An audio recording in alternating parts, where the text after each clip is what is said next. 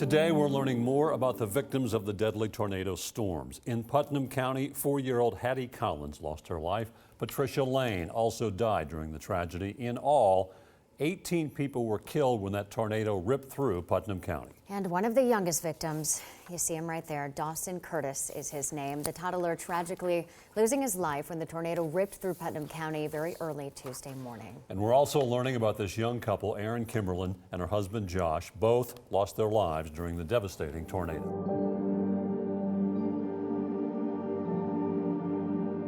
I wasn't expecting nowhere near this. Matthew Murray says the last few days have been a blur. Lifted, it's cracked all the way down. Opened the front door and we seen stuff flying by, and basically we shut the door and knew it was a tornado at that point. Murray's roommate hiding in the bathtub in the corner of their home, a place now exposed to the outside, ripped apart within minutes of the tornado's destruction. I was scared, but I just sat there. I didn't know what to do. Murray says he's surprised his home is still standing after stepping outside to see the properties flatlined just across the street. My cousin, she got life flighted to Vanderbilt, and one of their kids did, and I think it was her husband or her dad, the one that got through about 500 feet away from the house. A loss to the community that Murray says is unimaginable. There's so many kids that hadn't even started their lives that are gone. As we continue to cover the impact of this tragedy, News 2's Alex Dennis joins us live from East Nashville. And Alex, a lot of cleanup happening there today. Yeah, Bob and Erica, you're right. This is just a small glimpse of what people are dealing with in East Nashville. We're right off of Main Street. This was the eclectic clothing store Molly Green, if you're familiar with the area, but not too far from here is Holly Street. That was devastated. My husband and I have lived here 12 years. Thought what it was hail hitting our windows, but it was actually debris. We felt the kind of urban legend of the train coming through, felt the shaking, the rumbling. The power was out, sat in our bathroom for a bit. You don't realize what it's going to look like when you step out. It looked like a war zone.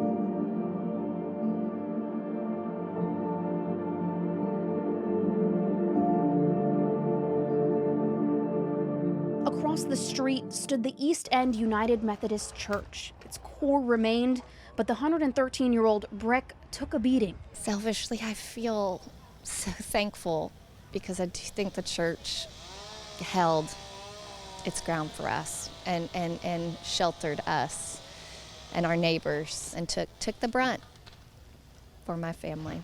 A statement that brings tears to the Reverend's eyes. The church has always been in the business of saving people, and I'm so glad we did.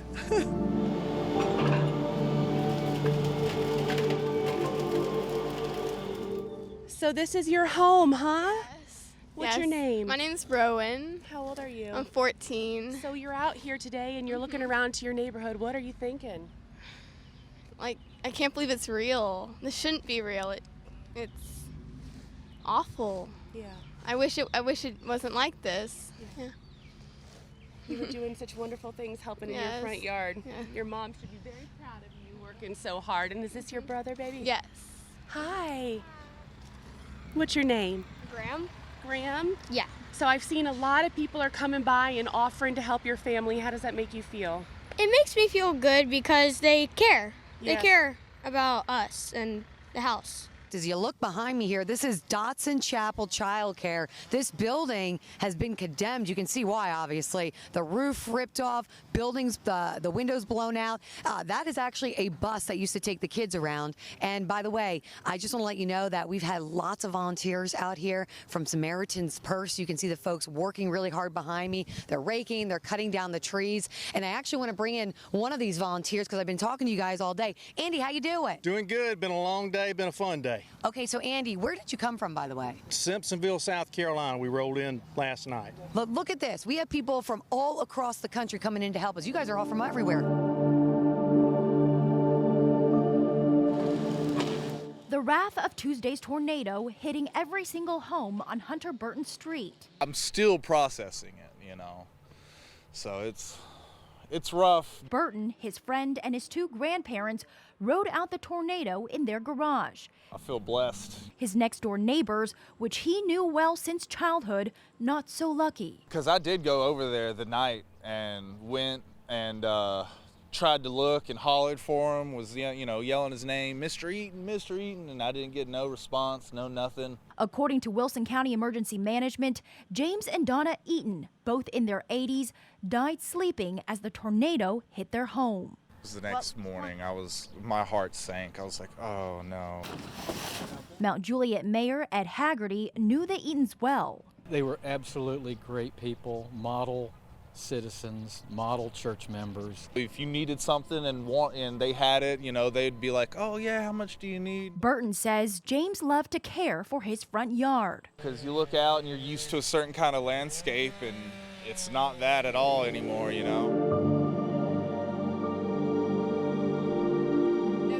Now I want you to take a look at these dozens of strangers, volunteers lending a hand to another family devastated by this EF3 tornado. And I want to show you kind of the path of it. It came here over Donaldson Christian Academy, completely wiped it out. And then look at this home. Only a bathroom and a closet left standing here. And as we work our way around these volunteers and come to the back of the house, look at that. That's exactly what you were just talking about. The owner tells me it's a nearly 8,000-pound truck that was picked up by that tornado and just dropped in the pool like a toy. We're here on 17th Avenue in North Nashville taking a look at the very extensive damage in this area. Take a look at this home right behind me. The windows are blown out, the roof almost completely collapsed, and the front yard is now completely covered with shingles, other parts of the roof, part of a window, pieces of wood, just scattered everywhere. And this is the kind of destruction and devastation that we're seeing throughout the North Nashville community after this tornado rolled through here. Even looking down the street, you're definitely seeing a lot of trees down, a lot of downed power lines, a lot of dangerous situations, so definitely still be careful. But we're also seeing a lot of volunteers in this area. The UT College of Social Work had some volunteers out here trying to remove the debris from people's front yards. We've also seen people come out handing out food to those in need. And we also talked to one of the residents in this area who said he wanted to do his part to give back as well. He was also home when this tornado hit. So when I heard the siren go off on my phone, I went to the door. I literally opened the door, looked towards Bordeaux area, lightning strike, you saw a funnel, and ran in the house. And by the time I ran in the house, by the time I get to the tub, you heard the trees fall, and I just had to go ahead and just fall in the tub with the mattress. It lasted about 20 to 30 seconds. Me and the guy next door, we went to houses and houses, breaking out glass and getting people out. We're here for our community. We love our community. Everybody's pitching in. Take a look at all of this. People coming together, toiletries, clothes, food, water, anything these people need. I'm here at Mount Carmel Missionary Baptist Church, joined by Bishop Marcus Campbell and a volunteer named Logan. Tell me, what's going on out here today? We're just trying to service the community after all of that went on through the community with the tornado, and we're just coming to show unity and love in this North Nashville community.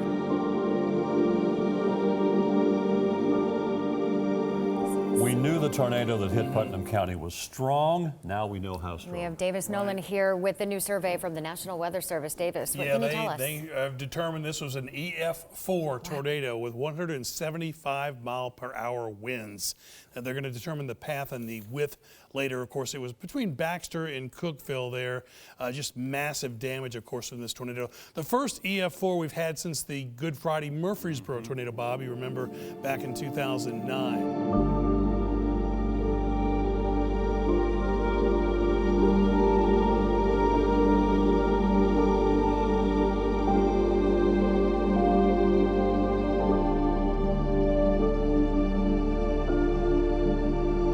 I was asleep, and she got me up, and she says, "You got to get up, it's a storm coming." And about that time, her watch went off. She's got one of them watches. Yeah. It went off and says it's approaching quickly. Beep, beep, beep, all through the house. 2 minutes when storm moving 60, 70, 80 miles an hour. It don't take long to get here. So you didn't have much time, and what did you do then, Billy? Well, she says get in the hallway. And if you go over and look at my room, it's the only room standing.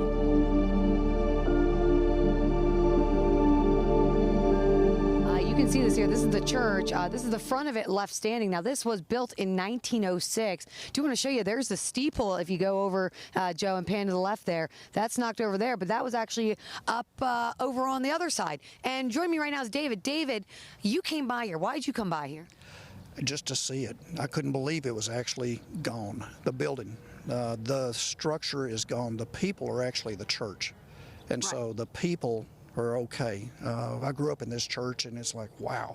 It's just hard to believe. We are getting our first glimpses into the wholesale destruction that took place in Lebanon in Wilson County. And one of the hardest hit communities is the Stonehenge Drive, just off Leeville Pike North near I-40. Andy Cordan spoke to a family from that area. So it's day 2. The cleanup has begun, and there are survivor stories now. Right now, you had a family right here that lived in this neighborhood, and they've come back to reassess, and the emotions are sky high. It's awful. Like, my heart hurts for them. News 2 is there. This is our family. As Trinity Templeton. I'm heartbroken. Heartbroken? Yeah. And Dawn Cathy It's scary. It's devastating. get their first glimpse of the destruction in their old neighborhood. It's never been this bad.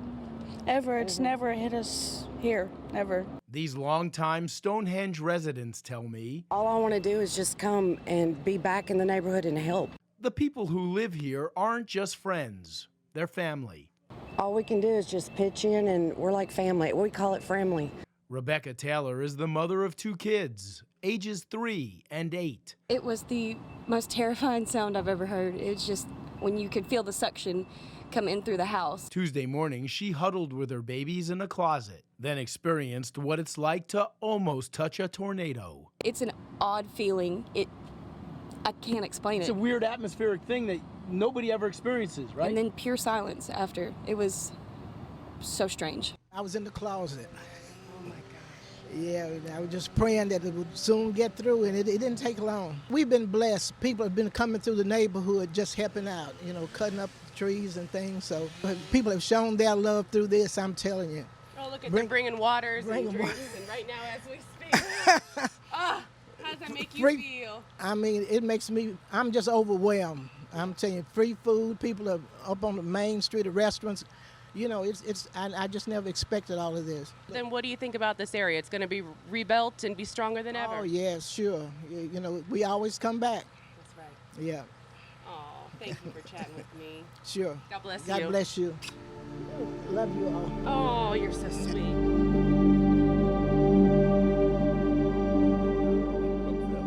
It's total destruction. There is absolutely nothing left. Jason Jennings drove us to his brother Daryl's home in the Double Springs area of Cookeville.